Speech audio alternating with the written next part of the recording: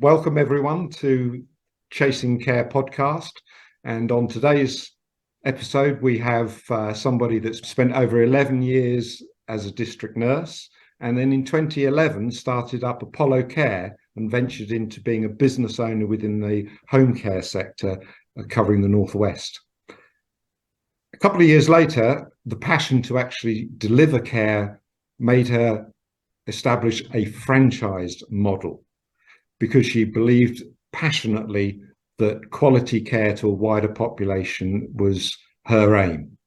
Since then, she's developed Mercury Franchise School, where she's taking those skills that she learned in setting up her own franchise and passing that on to others that are in the care industry that are interested in franchising their own business model. She's a prolific voice on LinkedIn, somebody that many listen to as a voice of reason and inspiration. And the last I heard, she was eyeing up international expansion. So I'd like to welcome to Chasing Care today, Cheryl White from Apollo Care.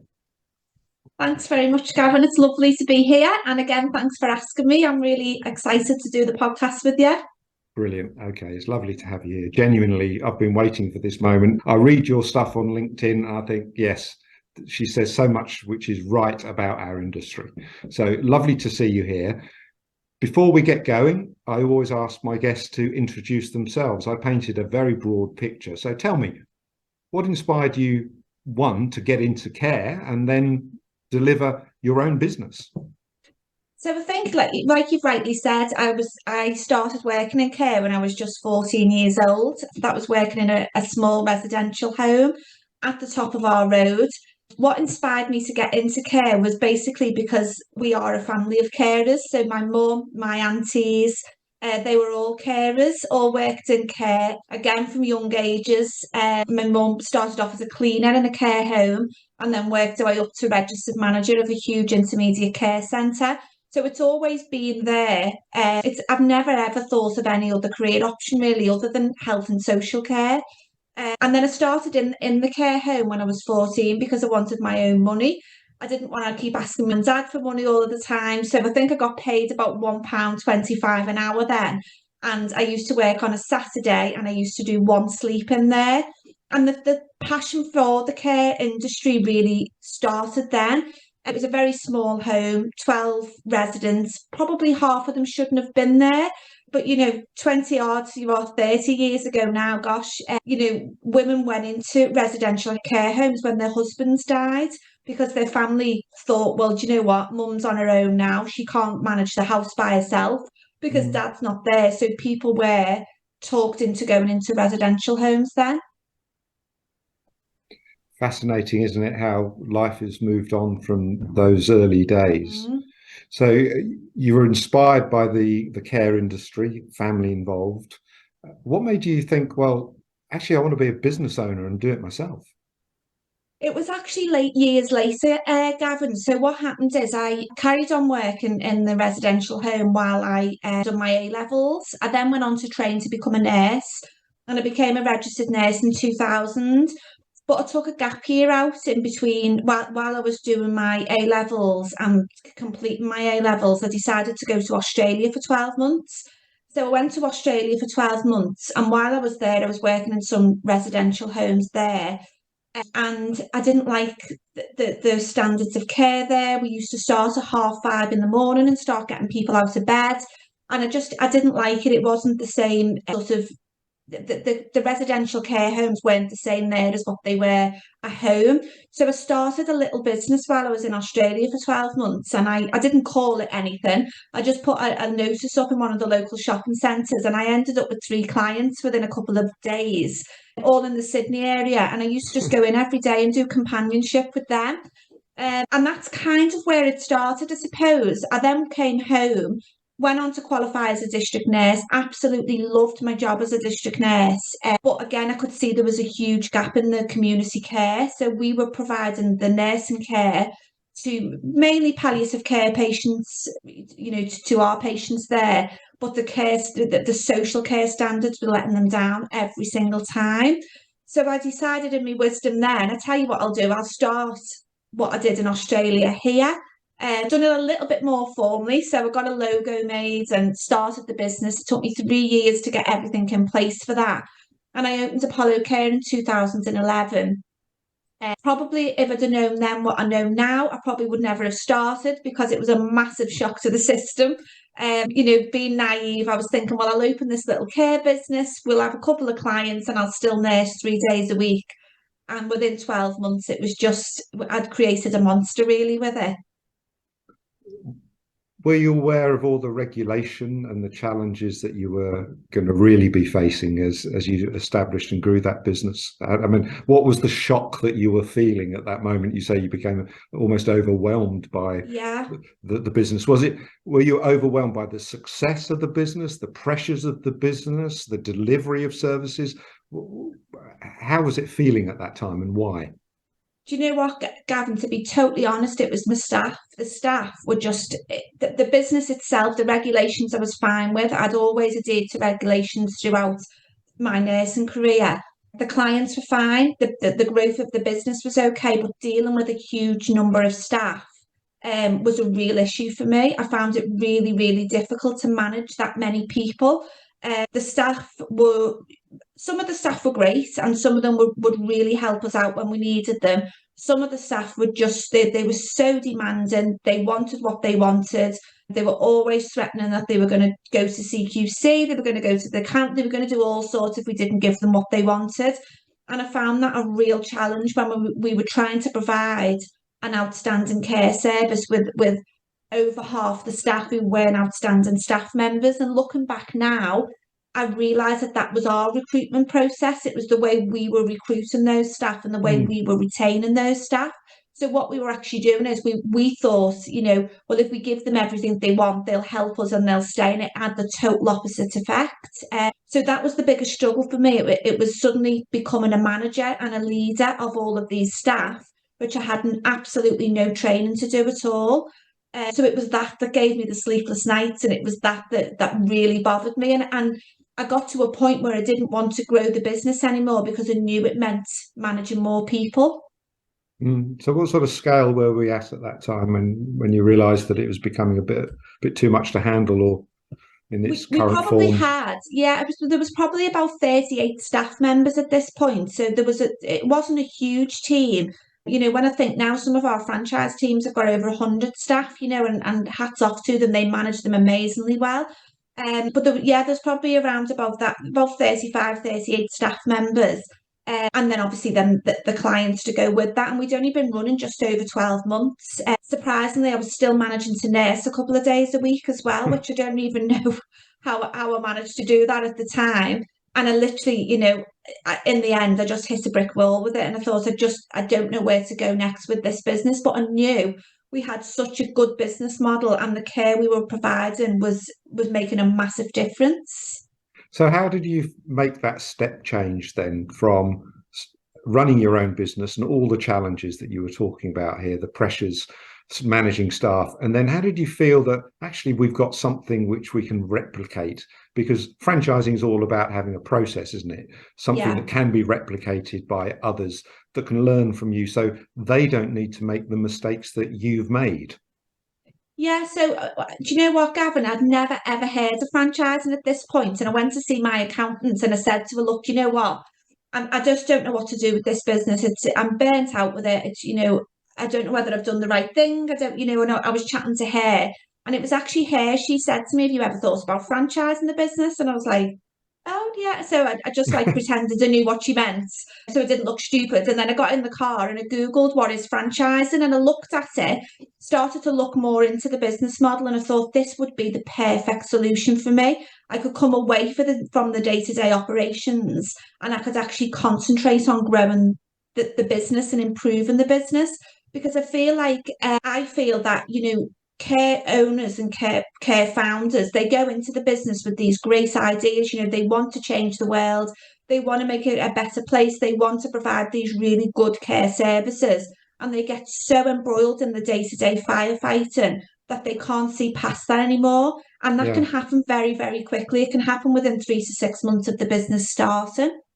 So what was the step change in your business that allowed you to, I mean, I don't want to dwell on franchising forever, I know it's a very important piece of our industry. There's, I think, 22 odd franchise oars out there that offer their best advice. But what made you feel that you had something which others could learn from?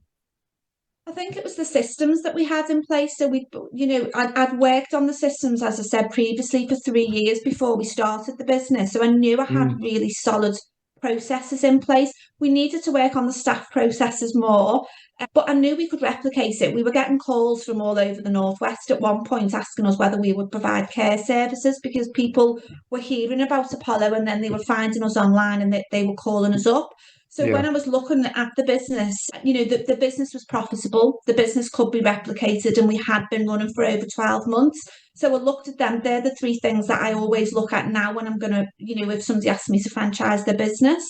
So I knew that the business had legs then, and I thought, what, we could replicate this, but to be able to replicate it, I need to be able to step away, and I need to be able to concentrate on growing these replicas rather than being very embroiled in the day to day. So you've done that successfully.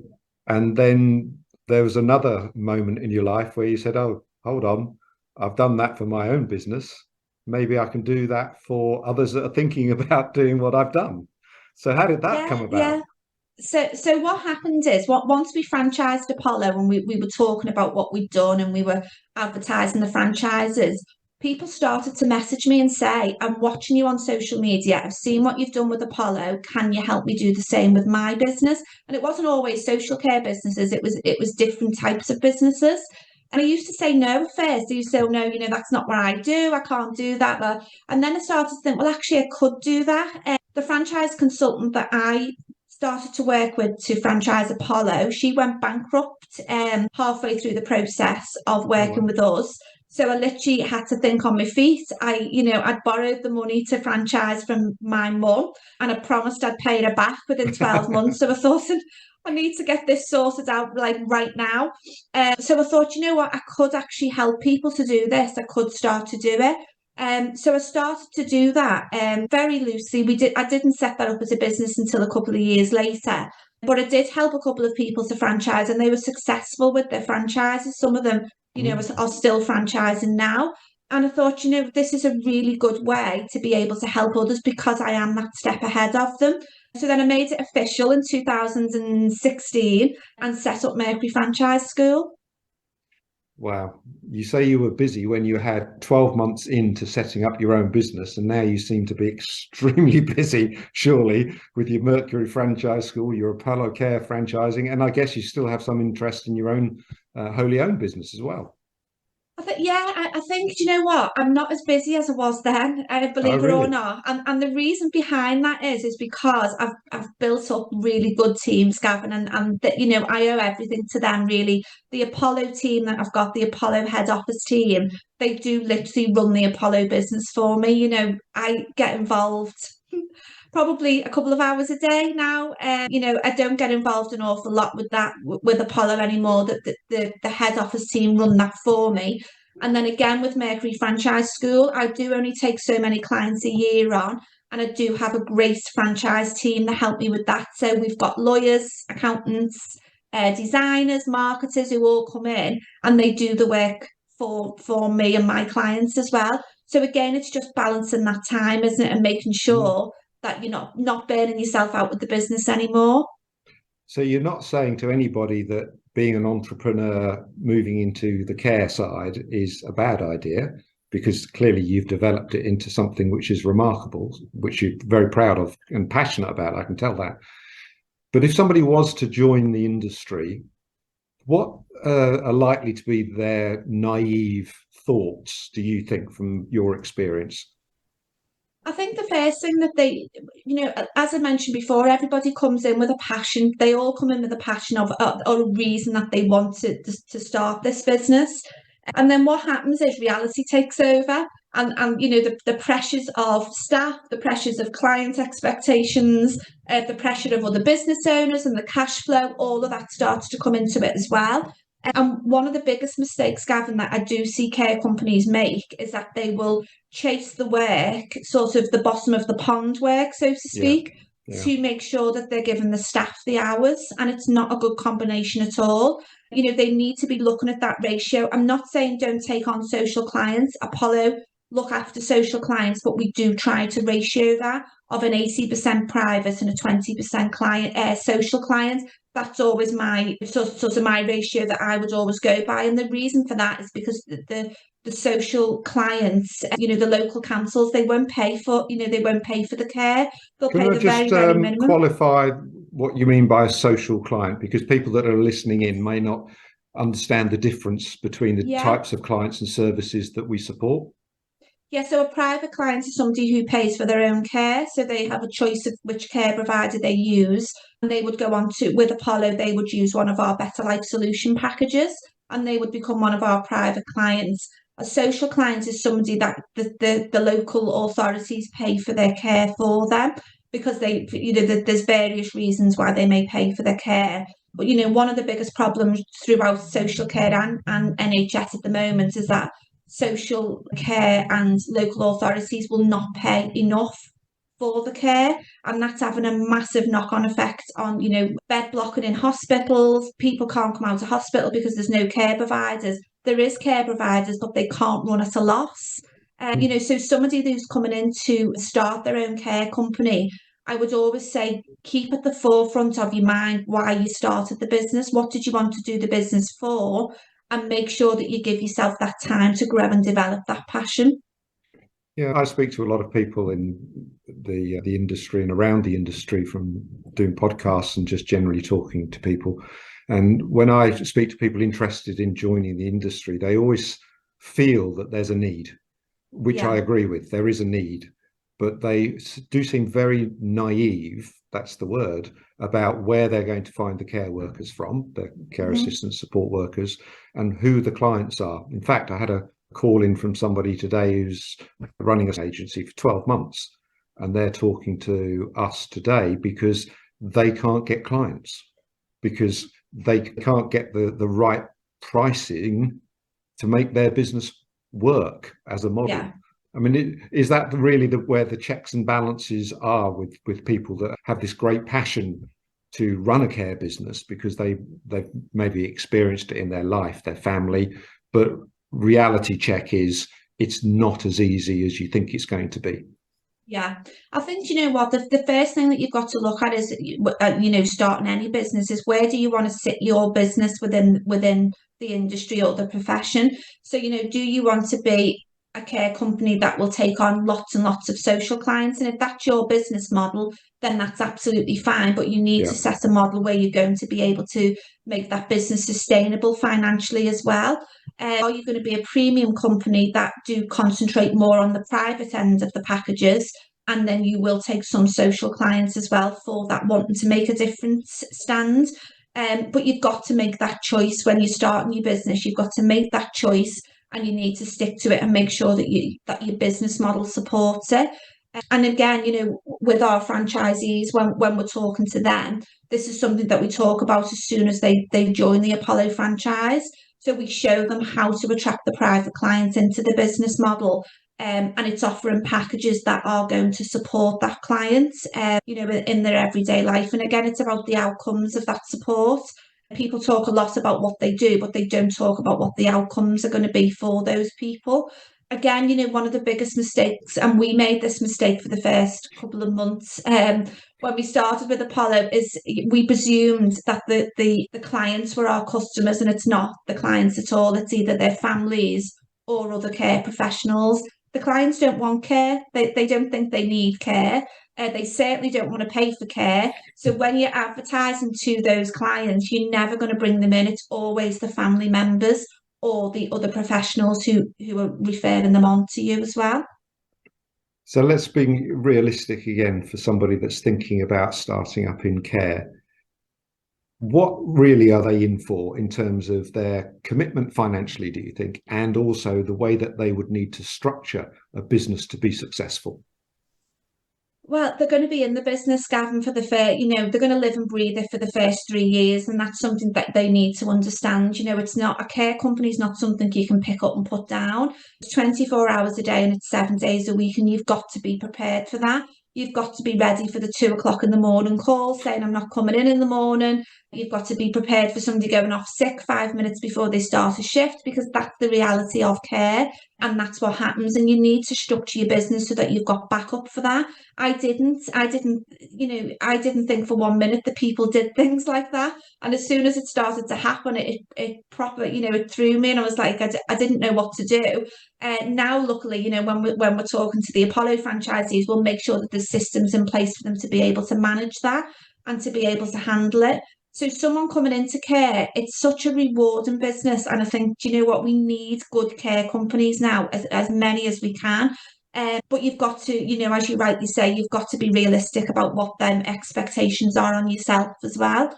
And now with going back to the franchising side, Mercury Franchise School, we now specialise in helping health and social care businesses to franchise, because we understand what happens, we understand the regulations, we understand that you can't switch off at 5 o'clock and then come back at 9 o'clock the next day. So when we're helping somebody to franchise their health and social care business, we're helping them to franchise, but we're looking at the franchise model alongside the care model with the Chloes and the CQC and everything that comes into it. So it's a hybrid of both. Yeah, and as a regulated industry, do you feel that we are somewhat different from most franchising opportunities that are out there? There's hundreds and hundreds and thousands probably of franchise opportunities. Whilst I'm in that market of care and I love it, people need to be realistic, don't they, as well? It's a highly regulated industry. And I don't think that really comes through sometimes with the franchises. Yeah, I think you're right. And, when you are franchising a health and social care company, although you personally as the franchise business aren't regulated by the CQC, but your franchisees are. So what the CQC like to see is how you've selected your franchisees to ensure that they will be CQC compliant. So there's policies and procedures on their own that go with how you know that your franchisee is suitable to be a nominated individual. And other franchise consultants just don't get that, Gavin, at all, because they're not from that background. So they're creating these franchise packages and they're helping health and social care companies to franchise without even considering that. And it's not their fault because they don't know. So then when the franchise is ready to be launched, the franchisor suddenly realizes that they've got all of the franchise systems in place, but they're not CQC compliant. So that they do need to go together. Yeah. So what's your focus for 2023 then, Cheryl? Is it growing your own franchises? Is it growing that franchise school? Or is it going global? I mean, what's the picture look like for you? Well, it's a bit of all of it, really, Gavin, to be honest. So this year we're looking to take on 4 more franchisees for Apollo. We only take 4 a year. We take 2 early in the year and then 2 later on after the summer holidays. Looking for them 4 franchisees for Apollo. Growing the franchise school. So I'm just working with a couple of clients now to franchise their social care businesses. So we've got room for a couple more there. And then again, I'm exploring the international side. And we have put I wouldn't put the brakes on that. We've slowed it down a little bit as I've got my head around where we're wanting to go next and what we're wanting to do with that. But we're still working with the international franchise consultants to see what that's going to look like for Apollo. Wow. And you don't have a problem riding horses either. You seem to find time in your day to fit that little task in as well. It's important, you've got to be able to do that. I was on a retreat in September in Mexico, and we were looking at what our human designs are. And I'm a projector. That's what my human design is. And I've got it here on the desk. And when I read it, I said to my friend who wrote it, I said, oh my God, this is like the handbook of Cheryl. It's everything about me. And as a projector, I can only really work for 3 to 4 hours a day. That concentration's there then. And I need to project what I need to do out to a team. So I've built my businesses around that. And then that then gives me I'm better of a morning work, and that then gives me the afternoons to go and write. Oh, so I just snuck in under the radar here at starting our podcast middle of the day. Brilliant. Now, I'd like you to give 3 tips to somebody who's thinking about moving into the care sector. I mean, it's a great marketplace to be. I don't think it matters whether or not your tips are franchise related or whether or not just as a business owner. So if you were telling somebody in front of you today, what are the 3 things you should really be aware of be thinking about or doing? Yeah, so the first thing I would say is to manage your time really, really well. When whatever you're going to be doing that day, make sure that you do that and you're not getting, embroiled in the day to day, like I was chatting about before. So, and how you do that is by very quickly building your team. So, if you can build your head office team with your care coordinators, your registered managers as quickly as you can, that will then enable you to step back and to be able to work on the business rather than in it. A second tip I'd give is when you're looking to attract private clients to your business, I would set up some private packages. So we do our private packages now within Apollo. They're called the Better Life Solution packages. And we advertise them to our clients. They pay on a monthly basis, so they know exactly what's coming out each month. And they also pay for that a month in advance, which really helps with the cash flow of the business. And then the third tip I'd give is look at your staff retention program. So, how are you going to ensure that the staff you attract into the business stay in the business? And it's not always about their pay, it's about their self development, it's about the way they're supported, it's about the career progression within the business as well. So, if you can nail those three things, so building up your team, creating your packages for your private clients to invest into the business, and then your staff retention systems, you would be good to go. That's amazing. That's such good advice. Thank you for sharing that. And if anybody was trying to track you down, Cheryl, if they want to find more about your franchising methodologies, about Apollo Care, about you, how would they go about finding you? The best place would be LinkedIn. So if you look on LinkedIn under Cheryl White, I'm just there under my name, and I talk there a lot about franchising, about care, about horses, about football with the two boys. So yeah, that's probably the best place to find me is over on LinkedIn. That's absolutely brilliant. And what I'll do is when I post this out later on this month, I'll make sure I put some links in so people can find you directly. Cheryl, it's been a pleasure. It's been a real joy, and thank you for your time today. Thanks very much.